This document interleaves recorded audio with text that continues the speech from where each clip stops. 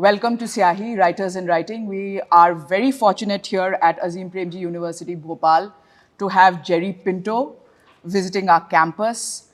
We've all been very excited since we heard he was going to come, so we wanted to grab this opportunity to have a conversation with him, especially about writing. So, Jerry, welcome. Thank you so much. Thank you for having me. I'm really happy to be at Azim Premji University, Bhopal. I'm so glad to see the campus is big and sprawling. You can see Middle India spread out all over it. And this is my first visit to Bhopal, so I'm looking forward to it. Thank you. So let's start with your journey of writing. Your first book, actually you started writing at 16, M and the Big Hoom, but you published it much later. Before that, you published a book on Helen, The Life and Times of an H-Bomb. So tell us about your writing journey. My writing journey begins very reluctantly in the sense that I had no idea that I wanted to be a writer, that I could be a writer. I think when I was growing up, writers were seemed like very elite people. They lived in some other rarefied universe. They went to Oxford, they spent time with Stephen Spender, They talked about their time at St. Stephen's and they talked about JNU and they talked about places that I didn't think I had a chance to look in at, right? And that's not to say that they were doing this deliberately or that they were gatekeeping or something. The gates are really in your own head. That's where you see them first. So I thought other people could be writers. I didn't think I could be a writer, but I was always a talker. And that led to a series of bad decisions, actually, like doing a law degree, because people said, oh, you can talk well, then you should do law. And since I had no idea what I wanted to do, since I joined the humanities just for self-expression, just for, that when you were in science, you didn't get a look in. The way science is taught in India, it is all givens. You walk into a laboratory to perform what you call experiments. And they are not experiments because the answers are foredestined. Exactly. They're already there in the kunjis and you're just supposed to reproduce those results. So, when I joined the humanities, I just loved the fact that one could actually weigh in on a discussion about dowry or a discussion about caste or a discussion about anything that concerned people. You could think about history, you could think about literature. And since I talked a lot and I did lots of elocutions and debates, but that was really for pocket money, spending money. One of my friends, Rashmi Hegde then, and Rashmi Palkhiwala now, suggested that I should start writing. And I said, yeah, sure. And then she kept suggesting it. And one day she said, I'm not going to talk to you about it again if you don't start. So I said, look, I have a problem. By then, by the way, I was a maths tutor, right? I was teaching mathematics and I was a good maths tutor. I was 21 years old and I'd spent 6 years in the profession of a maths tutor. I was well known. Wow. Cars picked me up to take me to my students' houses, mainly because I was willing to take on the students who didn't do well and try and help them do well, or at least do, not get 12 on 200, that kind of score. So I said, yeah, I have an ego problem. I don't think I can face rejection. Okay. So she said, I'll face it for you. You write pieces and I'll take them to the papers. At that time, there was a lovely concept called the middle in the broadsheet newspapers, which was a funny piece from time to time, or just a slightly off-center piece. And there were other, I think Busy Bee, who was a very well-known columnist, had left Midday, a popular eveninger in Bombay, and started his own newspaper, The Afternoon. So that backspace was up for grabs, and it was a rotating backspace. So she took these pieces that I started writing, and I started writing them almost that day. Right. I think in the next week, I wrote 14 pieces without stopping. It was just like turning them out. And about 2 weeks later, she took this handwritten copy, typed it out, edited it, and took it to these amazing friends newspapers. Yeah, and she called up and she said, Middays accepted 12. So I said, okay, lovely, but what about the 2 that they didn't accept? Why didn't they accept those? So you can see, immediately the ego starts playing again. And then there was an editor called Hotokshi Doctor at Midday, and she wrote to Rashmi thinking that Rashmi's pen name was Jerry Pinto. So I still have the letter. It says, "Dear Rashmi, this Jerry Pinto, one inverted commas, would he like to do some more writing on other subjects, etc., etc.? Tell It's him to come and hilarious. meet me." So I turned up and I said, "I'm actually a Jerry Pinto." And I started doing a whole series of things for Midday. I did a food column, meaning I went out and reviewed restaurants completely off the bat. I could cook, but I could cook rice, dal, chawal, rice, dal, a vegetable, and a few meat dishes. I had no idea of the finer points of Chettinad cuisine or anything like that. But who cared? You could review restaurants. I reviewed films for them, not Bollywood, which is the big job. At that time, reviewing Bollywood meant power. Yeah. I reviewed the white man's cinema, which means the Right. Western films that came. I saw dozens of rubbish. Honey, I Shrunk the Kids and Rent a Cop, like really horrid films. And I was doing book reviews for them, which I actually enjoyed. And I suppose, karte one day, a whole bunch of people were sitting around in Penguin's office. And I'm told by Anil Dharkar, it was Mark Tully, Shobha Dey, David Devida, and Anil Dharkar were sitting around discussing who could do a response to Shobha Dey's Surviving Men. So, and all four of them apparently said Jerry Pinto. Now, I had no idea Mark Tully even knew who I was. But maybe in his British way, he thought, well, everyone's saying Jerry Pinto. So I'll say Jerry Pinto. What does it matter? Who writes this stupid book? And I got a letter from Penguin saying, would you like to do Surviving Women? And I suddenly understood what an approach avoidance conflict was. Because if you're a reader, you want your name on the spine of a book. Absolutely. You want to write a book, okay? But you imagine the kind of book that you're going to write. Your first book is going to be a work of genius. It's going to be a magnificent work. The whole of the literary world is going to stand there gaping, saying, where did this Jerry Pinto come from? You're not going to do Surviving Women, okay? And I thought also I have lots of very strong feminist friends, women, who will all abandon ship. They will just like snarl at me at this point. So I thought, no, I can't do it. I just refused to reply to the letter. I ghosted that editor. I just left it alone. And then I got a second letter. And this was from a chap called Ravi Singh who said, I'm coming to Bombay. I've just taken over this woman's portfolio. She's quit. And, I was wondering if you're interested. I'm coming to Bombay. Can we talk? So I thought if he's coming to Bombay, now this one I'd written from Delhi, right? And then expected everything to happen over mail. But if he's actually coming, then I need to give him half an hour.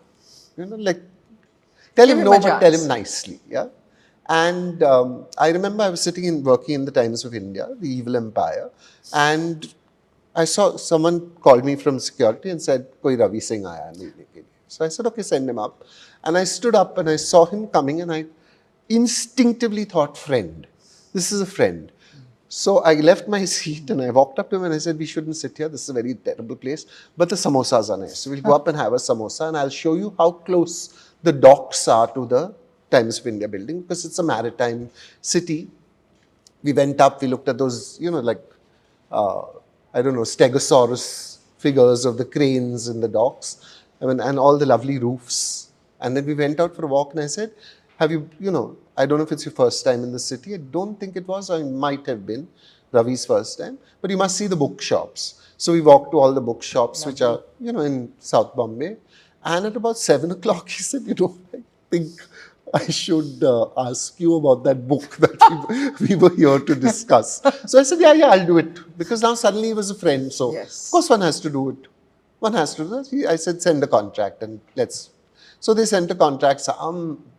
Magnificent sum like 5,000 rupees or something was offered, signed it, and then realized I had to write it. Okay. So I decided that I would do a smart thing. I went out and met men, and I just recorded their responses to him. Right. So recently divorced man, tell me your story. And there would be an outpouring of rage and horror and how she treated me and how she treated my mother, how she treated my brother. Just generally this was obviously, I don't know, a demon goddess on a bad day that he had married. This was 20 years back. Yeah. So I did these full narratives, a whole set of 20 or something. I thought, okay, 80,000 words, this is a book. And I sent it to Ravi Singh and I thought I got out of it. And he wrote back and said, very nice, great stuff you've got here, very interesting, but this is not what we asked for. Okay, rewrite the book. Yeah. And by then I was like, 15 years into journalism, and I thought, you're telling me to rewrite the book? This is your first job in publishing? Yeah. Rewrite the book? But I thought, okay, I should, because he said, he called and we chatted, and he said, very funny, and I want Very your funny. voice in the book. I don't want these men talking. And so I wrote the book again, very reluctantly. No writer likes to do double work. Wrote the book again and asked all my women friends to write me a letter at the end of the book after having read the book. Okay, so I gave them the manuscript and said, write a letter. So now I co-opted all my women friends into the book so that they could not abandon ship. Yeah. And they all wrote me really nice letters, which I think produced a nice balance in the book. Yes. And I sent it off. And it apparently still in publication, still comes out from time to time. A very edgy cover. And everyone thought it was me. Okay. Now that wasn't me. That was the boyfriend of the book designer who was like making her boyfriend happy by putting him and his earring on the cover. I still remember he has a earring. Yes. And everyone who met me after that would say, what happened to the earring? And I'd say, it wasn't me. Like, men's faces are so identical that, any man's face on the cover of a book is every man's. It came out a long time ago. It's still in publication. I think last time I was in Azim Premji in Bangalore, and a young woman there met me and said that I gave that book to my boyfriend for his birthday because I thought it'll help him to understand us. It's hilarious. And I thought, yes, okay, a little bit someone's understanding that it's a sneakily feminist book. It's kind of like suggesting to men that, if you just had a conversation with a woman, it might help you score some brownie points. The tone in that book is so witty and tongue-in-cheek. Yeah. And it was written 2000, I think it was published. Many years ago. Many years ago. So, that was amazing. Mm-hmm.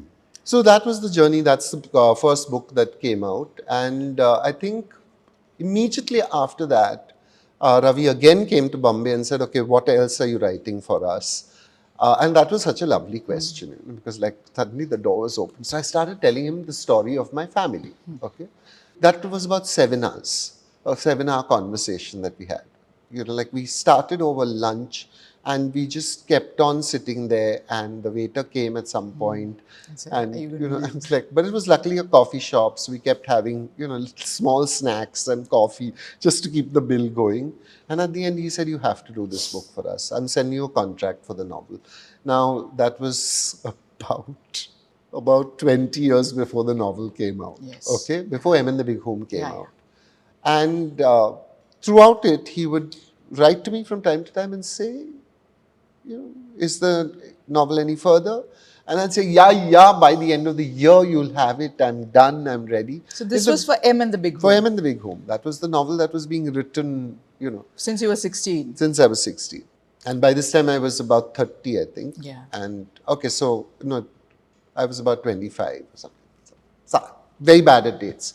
Anyway, so it took many years, but he was patient and he waited. And finally, the manuscript was finally sent. But that's another long story that involves the Jaipur Literary Festival and various other events. Yeah. But tell us, it seems like you make the story of your life and writing seem like, series of happy accidents. But that's the storyteller telling the story, right? But I mean, I read about you starting with M and the Big Hoom at 16 with 950 words, asking your friend, how many words does it take? And then you sort of wrote and edited it. And that's real work. I remember you saying in an interview that if you're sending out a book to somebody, send your best version, the most work. So tell us about the work that goes into being a writer. Okay, it seems sometimes like I'm saying old-fashioned things in this world because there's artificial intelligence now, which is changing everything. And there is voice to text, which is changing everything. Yes. Okay. And these are two, artificial intelligence, I call artificial plagiarism, actually. We are all struggling with it. Yeah. I think academics are especially struggling because students are using it freely. The student who uses artificial intelligence is not cheating the teacher and is not cheating the system. The student who uses artificial intelligence is cheating herself or himself or themselves. Absolutely. They're not cheating anybody else. So get this. You can generate it. You can even fool your teachers. You might even fool your teachers into believing that it's you. But what you are not doing is you are not recognizing that literacy is a privilege. In this country, to be literate, to be able to read and to write, and to be able to read and write in a language that has an audience outside your tribe, outside your village, outside the small community, is a huge privilege. And you are squandering that privilege in a manner that is shameful and shocking. That's the first level of it. The second level of it is, why would you not want to express yourself? Why would you allow artificial intelligence to express you? Why would you let your you-ness, yourself, be a ventriloquist's dummy for an algorithm and a computer program? All over the world, where self-expression has been muzzled by fascism or by dictatorship, people are willing to go to jail to express their innermost views. They are willing to give their lives for self-expression. And you are handing over self-expression to artificial intelligence? How shocking is that? Third, why are you even in a system or in a course that requires you to do something you don't want to do? Because clearly, if you are using artificial intelligence, you don't want to be writing. Then get out of writing. Go do something that has not to do with writing. Because if you are in a space that requires you to write, you should want to write. You should want to express yourself. And if you don't, then why do it? Find something that you want to do. Isn't that what like every self-help guru that you read is telling you? Why would you use a tool to cheat? So, real writing is the way a mason builds a wall. A mason puts down one brick, adds a little cement. Puts down the next brick, adds a little cement. Puts down the third brick, adds a little cement. And this goes on and on and on and on, ad nauseum, ad infinitum, and finally a wall is built, and finally a building springs up, and finally a university happens, and you get to learn in a university. Because a mason sat down and put one brick at a time. You get to read a novel because someone committed to that time to put down one word and the next word and the third word and the fourth word until it came to about several million words. Then he began to look at the wall he had built, the clumsy wall of words that he had built, and he knows that that wall is not going to stand on its own. And therefore it needs to be edited. Editing is the real work of writing. There are writers who will send out the first draft. Those aren't writers. Exactly. Those are people who want to express something or who want to get writing out of the way. Like most students do, they want to finish a paper and send it in. They want to do an essay, send it in. It's done, it's dusted, I'm not interested anymore. The real writer knows that the first draft has somewhere in it, somewhere inside it, the form and shape of what she or he or they want to say.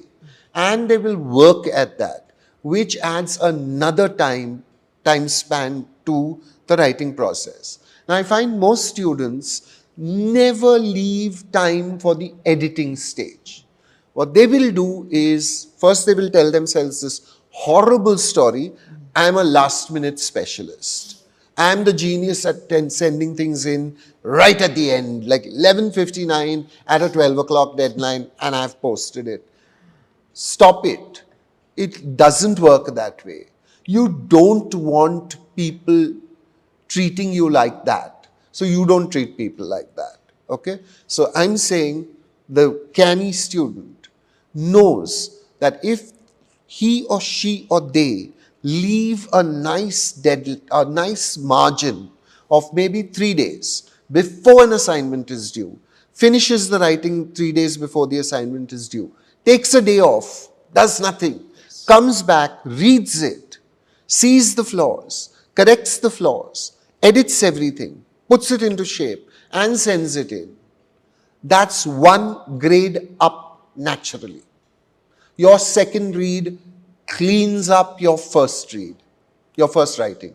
Make sure you do a second read, because a lot of the books that you read or the texts that you love and who have enjoyed have been created when someone, the writer or the editor, or sometimes the writer and the editor, get together and create something of beauty and of lasting value in the process of the editing. So writing is 50% of the process, editing is 50% of the process. If you are just going to write and send it in, then you're already batting 50%.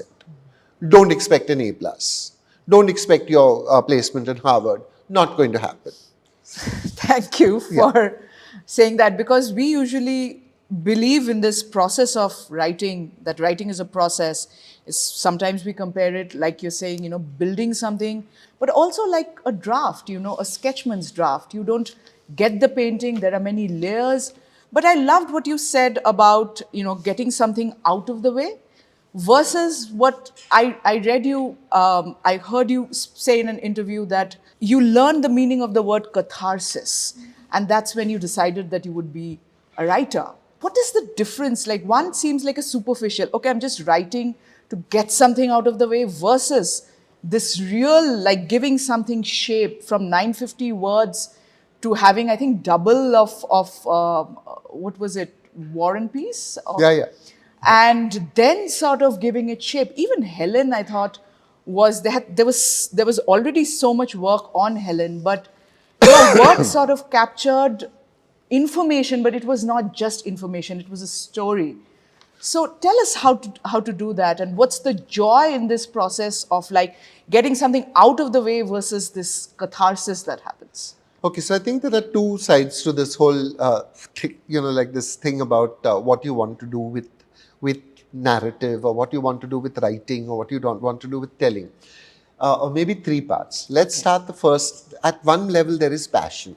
Right. If you are not interested in your subject now, then it is going to be, you're going to like drag yourself to the library, and you're going to be sitting there with the books, and you think, oh, I spent 6 hours in the library, but actually you spent 4 hours dreaming, and 2 hours just turning pages and saying, I'm so bored, I'm so bored, I'm so bored. So for heaven's sake, choose something that engrosses you and makes you feel passion. I remember when I was doing the Ant Who Swallowed the Sun.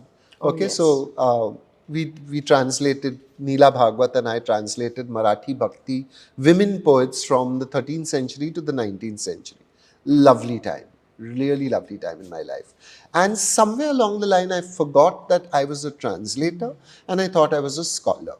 So I began to read extensively in Bhakti, and all the Bhakti saints, these women, were standing in the room laughing quietly to themselves, but not actually telling me to stop, because he's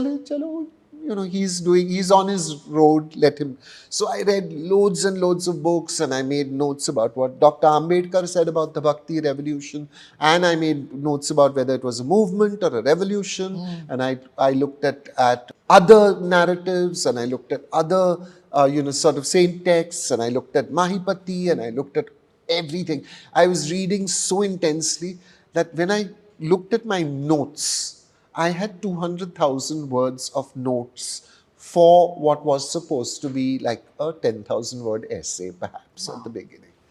And I'm looking at it and thinking, the more I know, the more there is to know. Yeah, exactly. And things are just opening out endlessly, because suddenly you're thinking, shouldn't I check what Basavanna was doing at this point in time? Where was Andal on this journey? Like, how do I fit all this in? And I suddenly realized that I was turning what was dhua, vapor, gas, in cloud, into a jigsaw. I wanted it to be a jigsaw, and I had a picture, and I wanted to fit my pieces into this picture and present it whole to the reader. And I thought, you're so stupid. You're so dim-witted. Just say what you felt. Just say what you thought about these people. And then I started writing it, and around this time, 2014, elections come along. And I'm thinking this is a really bad time for a Roman Catholic boy from Goa to be translating Marathi, Hindu, Bhakti poetry. And I thought, I'm an outsider. How am I doing this?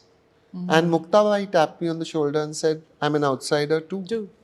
And Soirabai tapped me on the shoulder and said, what do you think I am? Nanabai said, I was a household help. Kanho Patra said, I was a sex worker. You don't get farther outside than that. And we managed. We sang to our God.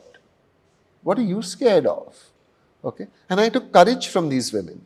And from their positions from the outside, when they keep saying, I long to look at your feet, it's because that was where the Mahar stood. And that was all he or she or they could see of Vithala, his feet. Okay. And I thought, all these guys have been outsiders. I'm an outsider. Who's the insider? Where's the perfect translator? So chalo, I started. So that's the first, the passion that gets you through the difficult moment of self-doubt. The second is jigyasa, curiosity. I think jigyasa is a more beautiful word because more expansive. Curiosity can sometimes be about like, hey, I'd like to know what you're doing. I'd like to be prying into your business. But jigyasa is that more, that feeling of like, I want to eat up the world. I want to know everything there is to know. So if you have jigyasa about your subject, then nothing you do is ever, like none of the time that I was writing those thousands and thousands of notes felt like work. It was just like, oh my God, there's this lovely poem about how Bhakti is a woman who, starts in Gujarat and wanders down to Maharashtra and then trickles off to the south. And I'm thinking, a lovely idea this poem is. And then there's that lovely poem and there's that other lovely poem. And oh my God, in this, and here they were, she's like, you're being, if you love what you're doing, then it's not work. It's the hunger it's play. also. It's hunger. Yeah. So jigyasa is the third part.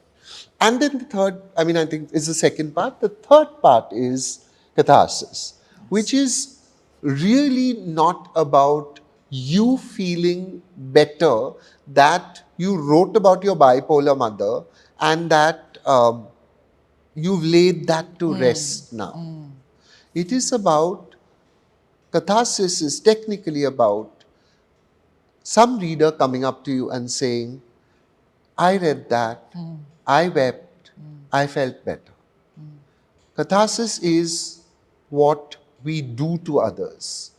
Great tragedy, of course, leaves most audiences who come out of it lighter. Of course. Because they have wept.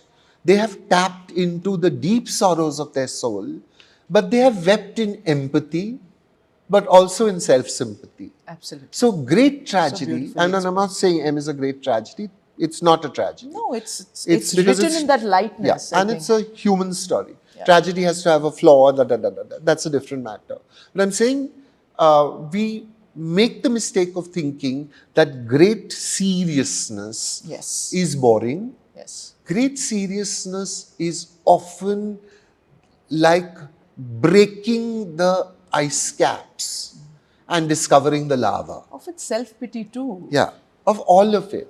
All of what is human comes to us in that moment. So these are the three parts I think that, and I struggle to understand why anyone would not want to go through these three wonderful phases just because there's a big chunk of backbreaking work in between, which is called the writing and the editing of the piece. Which is light if you love it. Yeah, absolutely.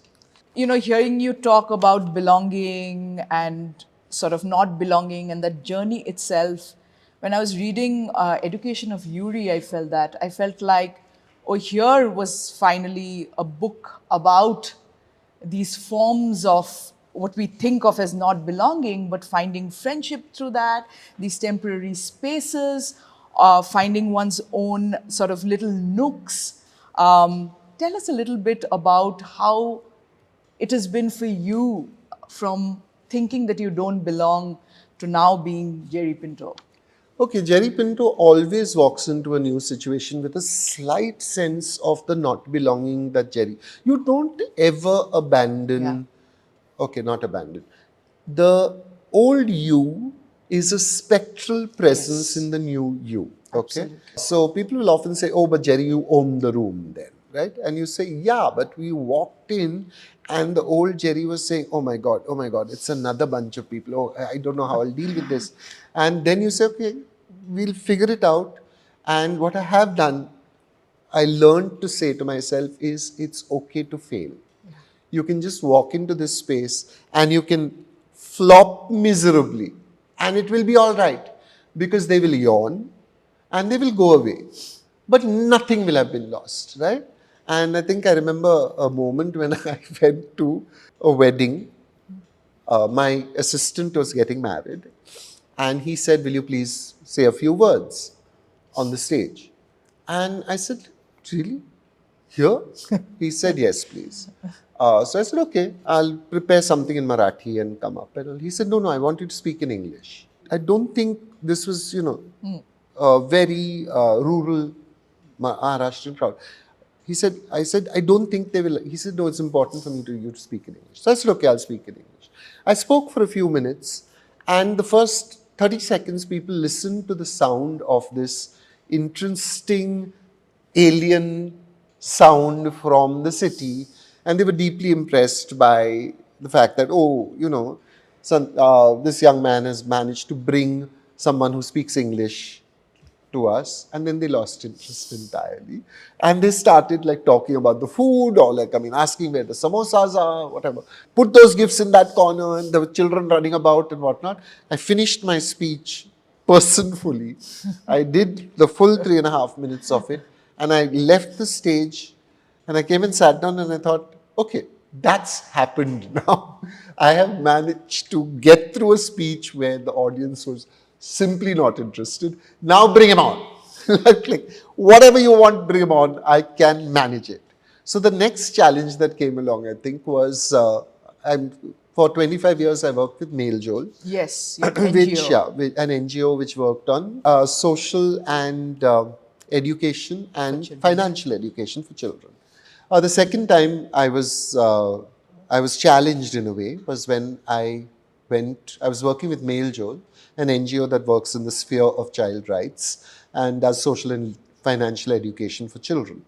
And we were opening a new program in Orissa and someone wanted a board member to come. Thought it would be nice if someone went, and I was generally the person who went if it was in India. If it was abroad, then someone else went. Only because I enjoyed going and seeing different parts of India, especially going to village programs. And so I went and I entered that room and I looked at the room, read the room as they say, and I thought, I can speak in English and impress them, or I can speak in Hindi and communicate with them. And I must decide what I want to do right now. And I really wanted to just impress. I just wanted to, and I wanted to be comfortable because I'm comfortable in English. Yeah. In any other language, when I'm speaking it, I'm working, I'm translating inside my head. I'm trying to find the right words. I'm not sure if I'm getting the nuance right. But I think when people see that you are struggling, they work with you. They try to understand you. So I spoke in Hindi and I thought it went really well. The young people came up later and said, we understood the program now. We see what you're doing now. And I think that's the important thing. How does one work with what one has rather than with what one wants to do? Right. Thank you, Jerry, so much for continuing this conversation. We are in for the long haul and see you in the next episode of Syahi.